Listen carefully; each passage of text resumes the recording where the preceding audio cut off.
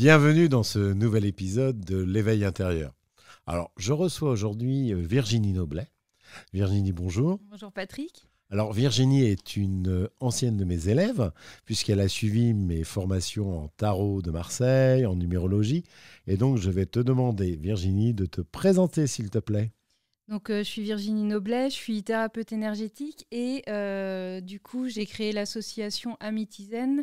En fait, on a à cœur, c'est de promouvoir tout ce qui touche au bien-être, au mieux-être et au développement personnel. Et pour ça, on organise des salons, donc, qui sont les week-ends du bien-être, des séjours bien-être, des formations et des interventions en entreprise dans le cadre de la qualité de vie au travail. D'accord. Et ça a lieu à quel endroit, tous ces événements Alors, sur la région... Presqu'île guérandaise, La Baule, Saint-Nazaire. Voilà, Saint-Nazaire, Saint-Gildas-des-Bois, Redon. En fait, l'idée, c'est Toute la partie Bretagne Sud, en fait, pour développer ça. Et vous êtes amené à vous développer ailleurs, si ça se présente ? Oui, on est amené aussi à se développer dans d'autres régions de France avec certainement les salons et puis les séjours aussi, puisqu'on sera amené à se déplacer, à aller plutôt dans des lieux qui se prêtent aussi au bien-être, à la détente, à la déconnexion.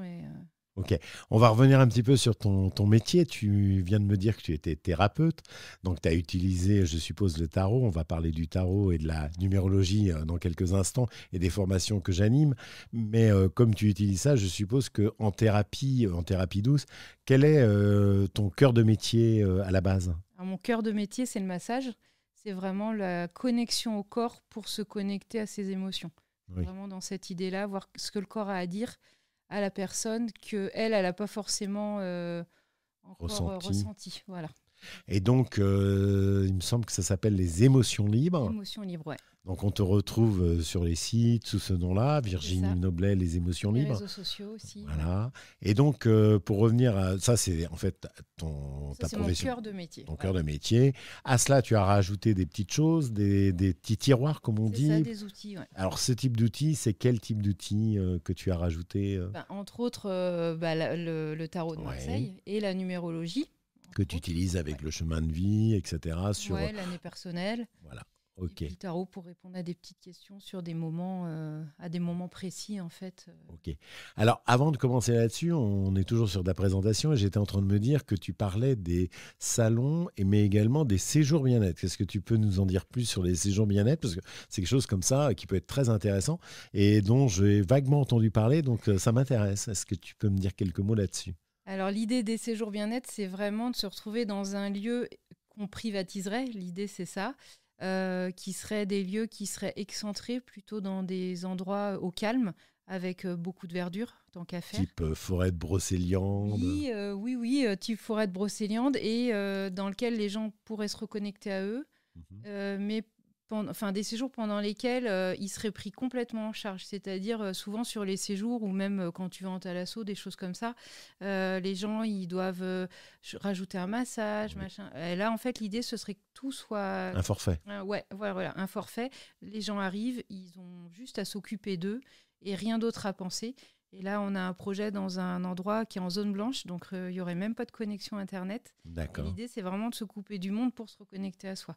D'ailleurs, le thème de notre prochain séjour, ce sera ça, la reconnexion à soi. Et là, on arrive le vendredi soir, on repart le dimanche soir, par exemple ? Non, alors sur ce séjour-là de reconnexion à soi, on est sur 4 nuits, en fait, 5 jours et 4 nuits. Et dedans, il y aura du massage, il y aurait éventuellement de la consultation aussi en numérologie ou en tarologie, il y aurait du sauna, il y aurait de la méditation. Et en fait, dans le lieu là qu'on a choisi, il y a même des zones qui ont été travaillées par un géobiologue. Et en fait, sur ces zones-là, on pourrait organiser des ateliers justement pour venir travailler vraiment fort au niveau énergétique. Oui, réharmoniser ses énergies vibratoires, se reconnecter à la nature, marcher pieds nus. Le côté espace, reprendre son espace, etc. Travailler ses chakras. Voilà. Là, on est en plein éveil intérieur. Hein. Là, je pense qu'on ne peut pas faire mieux. Et donc, vous avez un site internet pour pouvoir présenter tout ça sous le nom d'Amitizen, je suppose? Il est en cours de création, mais c'est amitizen.com. Oui, bien voilà. sûr, sur là-dessus, on peut retrouver toutes les informations là-dessus. Et puis, de toute façon, il y a tous les réseaux sociaux. Et on te retrouve en tant que Virginie Noblet, Émotion Libre, également sur les réseaux, puisque j'ai vu passer et que tu es amie avec moi. Donc, c'est ça. Mais voilà, toutes ces infos-là, elles seront plutôt sur Amitizen, plus que sur Émotion Libre. D'accord. Alors, on va revenir un petit peu justement à la formation, puisque tu as assisté à mes formations. Et j'avais envie qu'une élève vienne participer à ce podcast L'éveil intérieur sur les formations en tarot de Marseille et en numérologie. On va commencer par peut-être le tarot. Tu as fait cette formation, donc comment tu as vécu cette formation déjà avec moi parce que là, ça m'intéresse toujours d'avoir un petit peu de retour, parce qu'on a du retour immédiat, mais on n'a jamais des retours quelques temps après. Alors déjà, moi, ce que ça m'a permis, cette formation au tarot de Marseille avec toi, c'est de me faire confiance sur les tirages. Déjà, ça, c'est quand même un truc hyper important parce que ça m'a permis aussi d'aller explorer d'autres tarots. Après, moi, ce que j'ai vraiment trouvé intéressant, c'est que sur la façon dont tu organisais la formation, c'est à quoi correspond chaque carte. Au départ, on sait dès le départ, en fait, à quoi correspond chaque carte. Donc ça, c'est hyper intéressant parce qu'on arrive à se projeter tout de suite, du coup. Alors, je travaille, moi, à partir des 22 lames du tarot, parce que vous savez qu'il y en a plus, il y en a 78, mais je vais utiliser 22 lames majeures. La lame principale qui commence le tarot, c'est le mât ou le battleur, une des deux, mais c'est souvent le battleur. Et on va jusqu'à la 22e, qui est le mât. Et donc, moi, je vais travailler chaque carte une par une. Et le premier jour de formation, j'insiste toujours pour qu'on découvre le maximum de cartes, en tout cas au moins sur les 2 premiers jours, parce que c'est des formations de 6 jours, de 3 week-ends de 2 jours.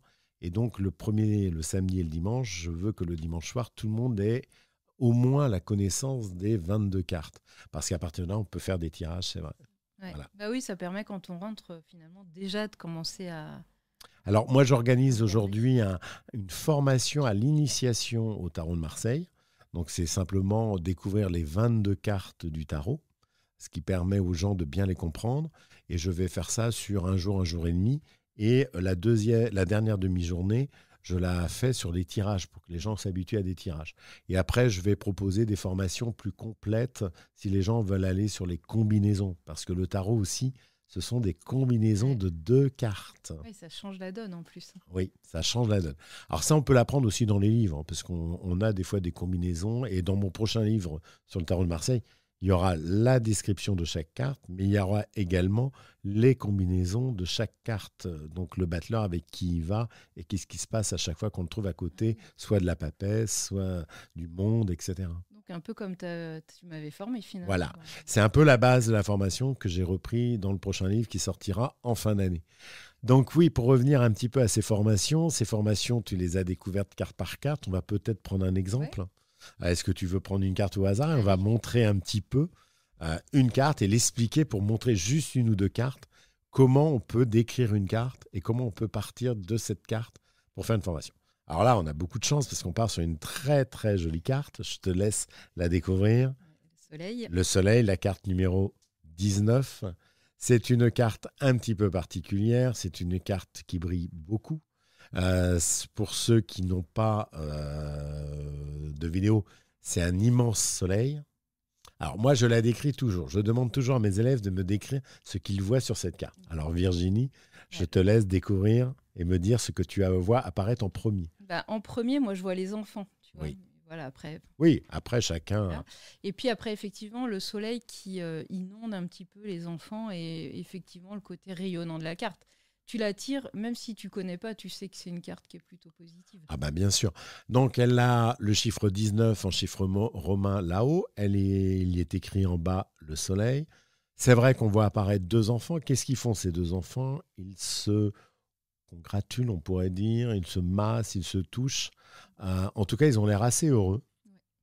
Ouais. C'est donc déjà une carte très positive. Et tout de suite, on a une idée de couple, de 2, d'association. Quand on voit ces cartes, on voit 2 personnages tout de suite qui sont ensemble. Derrière, apparaît un petit muret, qu'on appelle le muret de la construction. Et puis, on voit ce soleil. Il brille quand même beaucoup. Il y a même de la transpiration qui apparaît, des gouttes.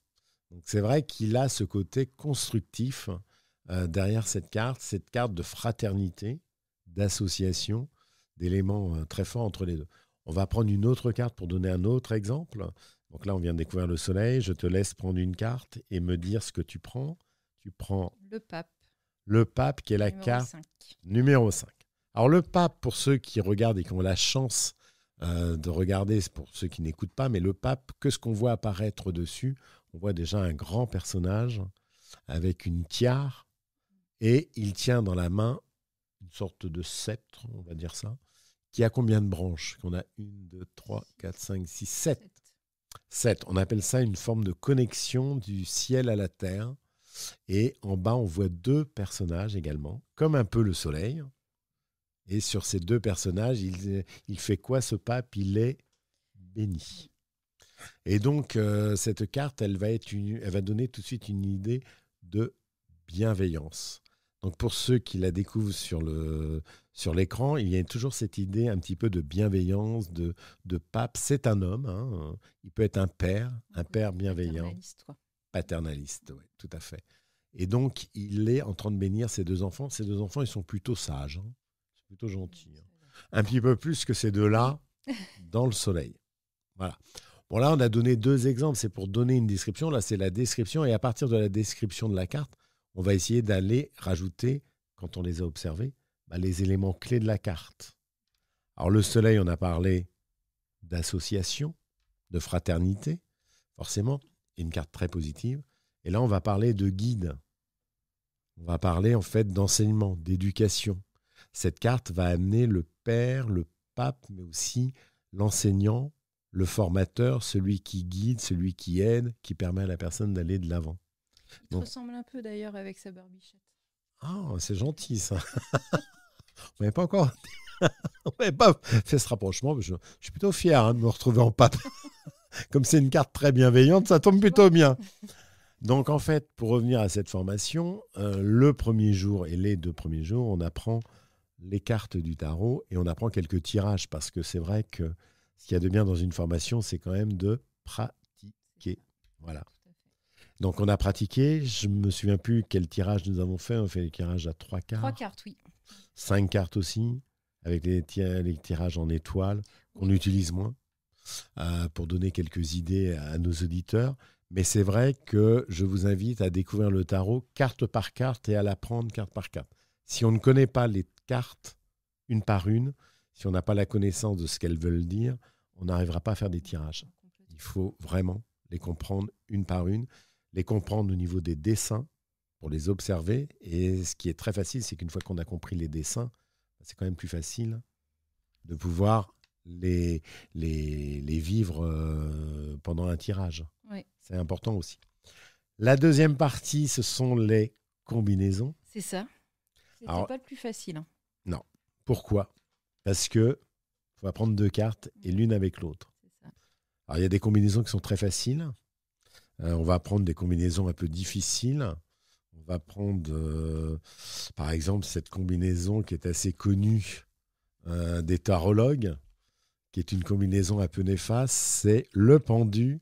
Non, c'est le diable. Oui, le diable et le pendu.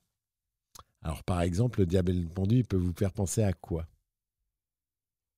À un gros blocage. Ouais, c'est ça, c'est pas très vendeur, quoi. C'est pas très vendeur. Ce sont des cartes d'alerte, mais on dit aussi que ça a une tendance à le côté un peu sadomaso, par exemple, dans ces cartes-là. Parce qu'il y a une côté dépendance avec le diable et avec le pendu, le blocage. Voilà, pour info. Ça, c'est des combinaisons. Donc, les combinaisons sont à découvrir aussi sur un 2e stage. C'est déjà un peu plus compliqué, donc on rentre dans des choses plus précises. 3e week-end, c'est les tirages. Et donc, les tirages, je te laisse peut-être en parler. Vous en avez fait plusieurs. Oui, on en a fait plusieurs. On est arrivé avec nos petites questions. Et puis, en fait, ce qui est chouette, déjà, c'est la bienveillance du groupe. Parce que, mine de rien, des fois, tu as des tirages qui sont pas top. Et, c'est vrai. Et d'avoir un groupe qui soit bienveillant, c'est quand même plutôt sympa.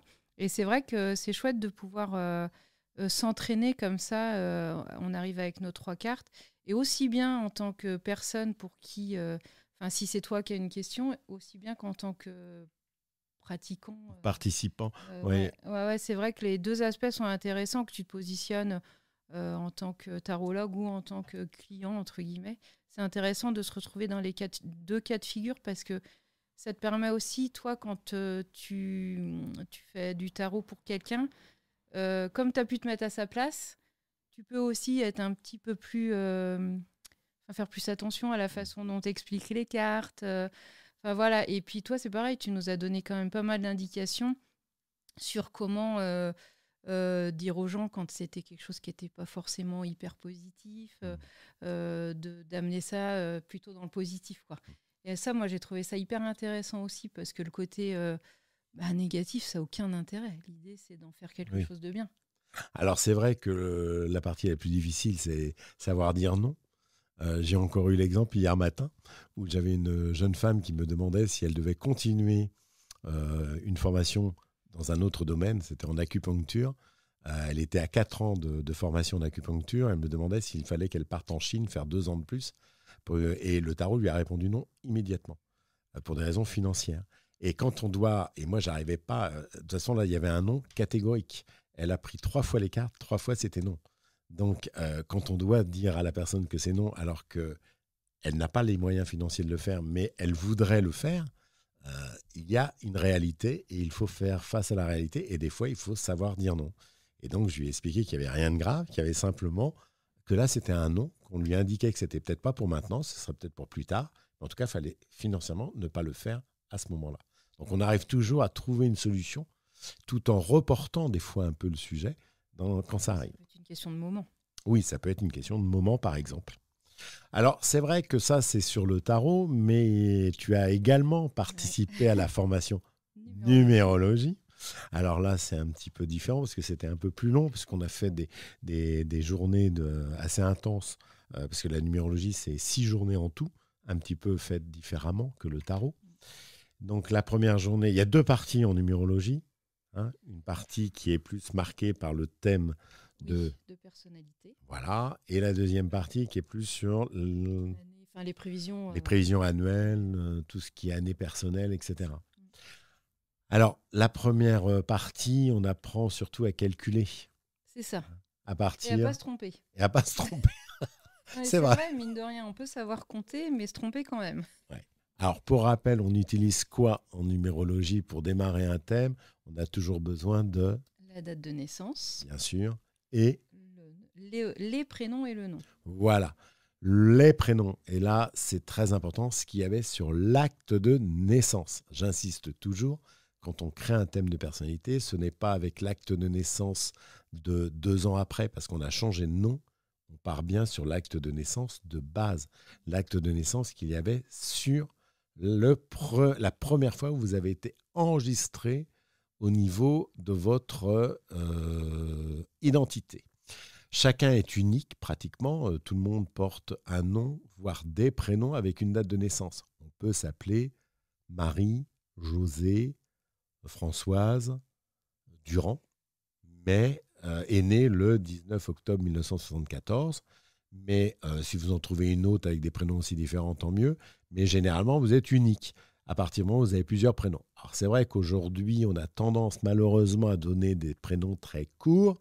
J'insiste, c'est une erreur. Plus on a de lettres, mieux on se porte. Donc on évitera, on peut s'appeler Léa, on peut s'appeler Tom, des prénoms qui sont très courants aujourd'hui. Mais à Léa et à Tom, on rajoutera quelques prénoms. Ça peut être celui de ses grands-mères, de ses grands-pères, c'est tout ce que vous voulez. Mais essayez d'avoir quand même plusieurs prénoms. Ça fragilise un thème d'avoir un prénom très court, puisqu'il y a très peu de lettres et donc beaucoup de karmiques, beaucoup de problèmes, parce qu'il manque des lettres. Et ça peut amener des thèmes très difficiles à faire. Alors pour revenir aux formations, donc à partir du nom et prénom et de la date de naissance, c'est de là que tout démarre pour créer un thème. Alors est-ce que tu l'utilises aujourd'hui? Alors je l'utilise pas forcément dans mon travail. Je l'utilise, si, globalement quand même pour savoir un peu le chemin de vie de la ou l'année personnelle. Ou l'année personnelle, voilà. Mais uniquement comme ça. Après, j'ai trouvé ça hyper intéressant pour mes proches aussi. Parce que c'est vrai que c'est hyper parlant quand même, du coup, quand tu fais le thème et même l'année personnelle. Et même dans mon quotidien, c'est vrai que je m'en sers aussi pour savoir qu'est-ce que je peux faire ou pas faire dans mon année. Et ça, par contre, c'est vraiment hyper intéressant. Et c'est vrai que les fois où j'ai eu des choix importants à faire, j'étais venue te voir pour faire mon année personnelle, pour être sûre que c'était vraiment le bon moment. Et c'est vrai que même au cabinet, avec des gens, effectivement, c'est arrivé que j'avais des gens qui avaient des trucs bien précis en tête et que je sentais pas forcément le truc. Et c'est vrai que grâce à la numérologie, ça permet vraiment de se positionner de façon comment dire, pragmatique. Oui. Surtout sur les grandes décisions par rapport aux années perso. Ouais.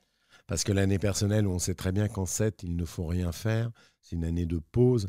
Et quelqu'un qui vient avec un projet comme acheter une maison, vendre une maison, changer de travail, ça sera toujours délicat en année 7, puisque c'est une année où on doit se laisser porter par les événements et surtout éviter de les faire. Et le 7, c'est une très belle année pour se former, pour apprendre de nouvelles choses, pour être très curieux. C'est une très belle année pour faire plein de choses, mais qui vont être sur l'esprit un peu spirituel et non pas matériel. Alors qu'une année 8, par exemple, va être une année matérielle.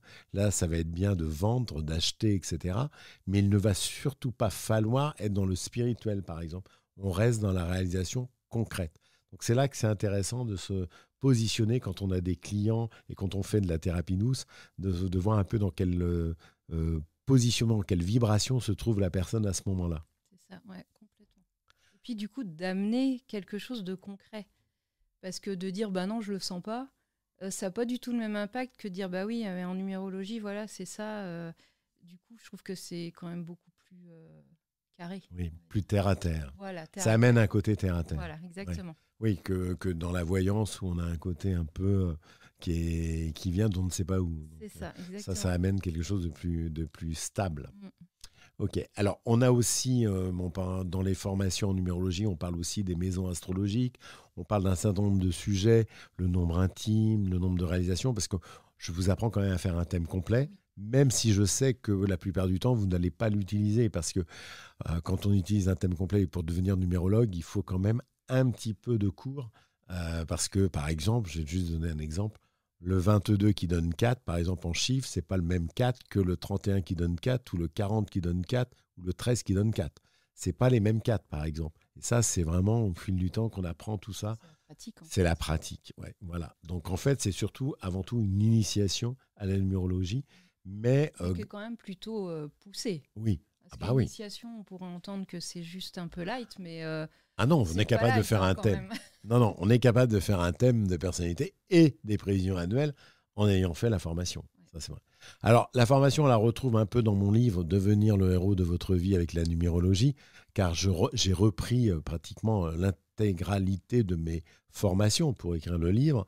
Et vous retrouverez tous ces éléments-là sur le lien qui est en bas pour commander le livre sur Amazon, bien sûr.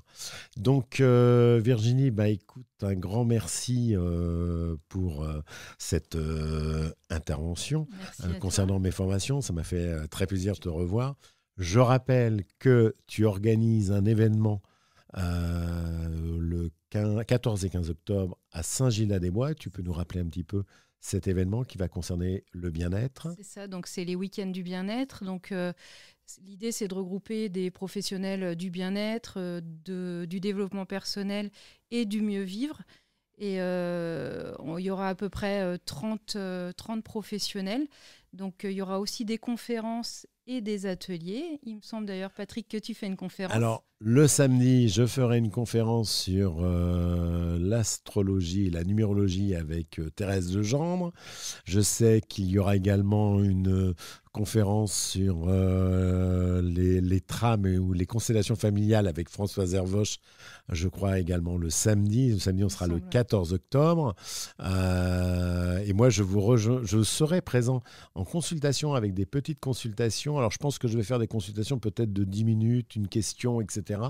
avec le tarot de Marseille et la numérologie pendant tout ce salon qui durera 2 jours. C'est ça, tout à fait. Donc, il y aura vraiment tout type de professionnels. L'idée, c'est de regrouper un maximum de professionnels dans des domaines différents, mais qui sont quand même là pour l'accompagnement et pour aussi que les gens puissent venir à leur rencontre et puis avoir un temps d'échange. C'est aussi pour ça qu'on voulait un salon qui soit à taille humaine, qu'on puisse avoir le temps de... Et discuter, quoi. Voilà. Et les séjours bien-être, ils auront lieu à partir de quand? Alors, à partir avril-mai 2024, là, on attend d'avoir les dates précises, mais c'est en bonne voie. Donc, ce sera dans la région, donc, ce qui est plutôt chouette aussi, parce qu'on a une belle région. Et on aura l'info d'ici la rentrée là, de septembre. En tout cas, vous allez trouver tous les liens de ces événements sur le podcast. Donc, si vous voulez aller cliquer dessus, vous pourrez trouver tous les renseignements pour ce salon, ce grand salon du 14 et 15 octobre à Saint-Gildas-des-Bois en Loire-Atlantique. Merci beaucoup, Virginie. Merci à toi, Patrick. Et puis, je vous retrouve bien sûr sur TikTok, sur YouTube, sur tous les réseaux sociaux. Mon livre est toujours disponible sur Amazon. Et je vous retrouve pour un prochain podcast sur l'éveil intérieur dans les prochains jours.